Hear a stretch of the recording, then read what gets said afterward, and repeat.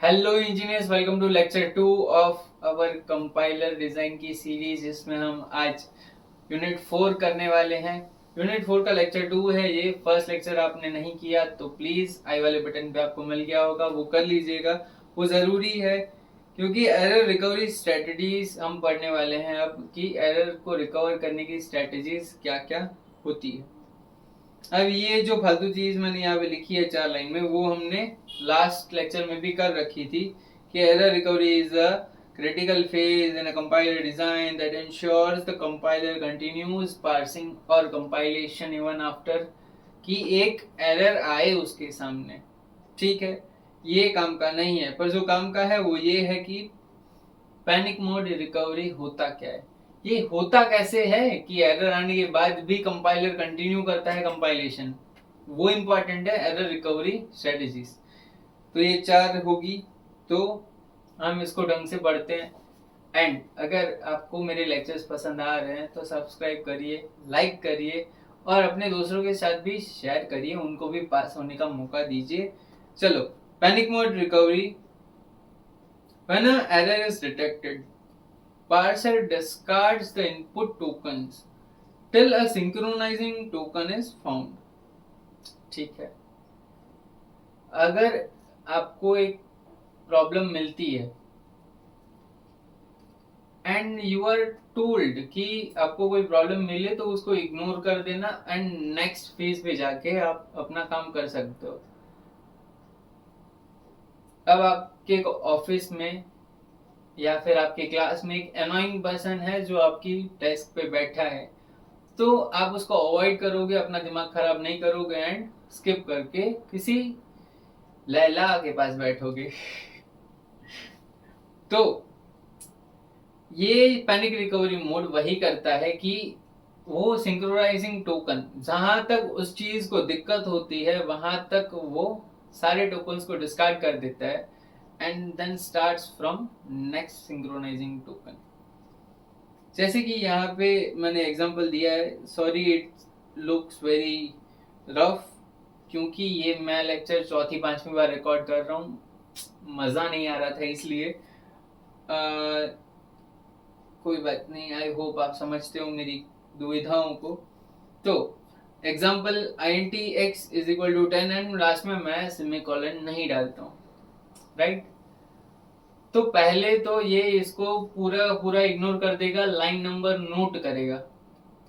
ठीक है, अगर ये 110 पे ये मैंने लिखा है लाइन, तो 110 पे नोट करेगा क्या मिसिंग है, सेमीकोलन मिसिंग है। ये चीज उसने नोट करके साइड में रख ली, बाकी सारे टोकन उसने डिस्कार्ड कर दिए। अब नया लाइन से नई चीज वो पढ़ना शुरू करेगा एंड वहां से टोकन्स को एक्सेप्ट करेगा कि ये स्ट्रिंग एक्सेप्ट हो रही है कि नहीं।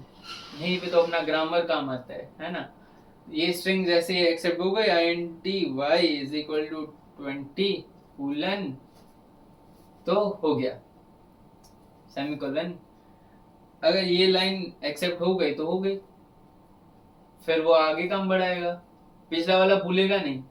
जब पूरा पेज हो जाएगा तो ये ऊपर की जो एरर मिली, किस लाइन पे मिली, क्या एरर मिली, वो हमको बताएगा। वो हमने लास्ट लेक्चर में समझ लिया। अब है second, parse level recovery. A parser performs local correction, inserting, deleting extra token. It's commonly used in predictive parser. चल,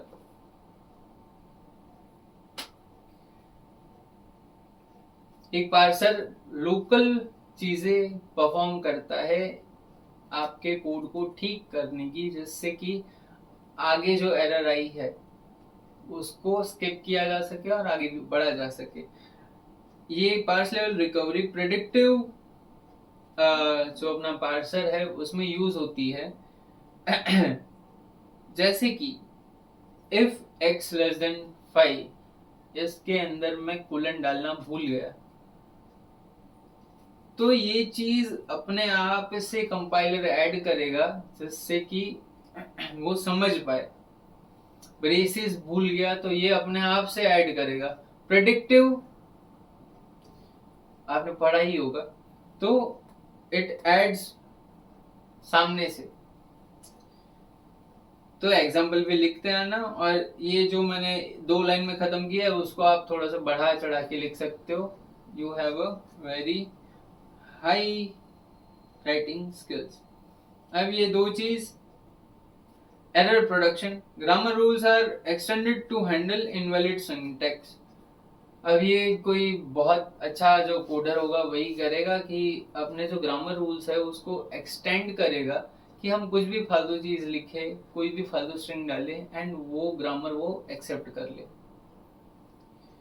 ग्लोबल करेक्शन भी इसी का एक पार्ट है, पर इसको अलग लिखना सही है क्योंकि 4 मार्क्स का क्वेश्चन है. अलग लिखोगे तो देखो, अगर लिखा तो सही है, अगर प्रोफेसर का ध्यान नहीं होगा, उसने बस 1 2 3 4 4 गिने, 4 पैराग्राफ देखे और आपको मार्क्स दे दिए, तो दैट्स समथिंग जहाँ पे आपको फोकस करना चाहिए कि आप लेंथ भी बढ़ाओ और ढंग से भी लिखो. Global correction. The compiler tries to find minimal sequence of edit to fix the code rarely used due to high cost. ये चीज मैंने लास्ट लेक्चर में समझाई कि एक कंपाइलर ट्राई करता है एक सीक्वेंस ऑफ कोड ढूंढने की कि आपने जो एरर की है उसको ठीक कैसे किया जा सकता है. एंड ये चीज बहुत रेयरली यूज की जाती है क्योंकि हाई कंप्यूटेशनल कॉस्ट लगती है. तो आज के ये लेक्चर यहीं पे ख़त्म होता है एंड शायद ये यूनिट भी. मिलते हैं अगले यूनिट में. तब तक के लिए ऑल द बेस्ट एंड पढ़ते रहना ज़रूरी है. सब्सक्राइब भी करना.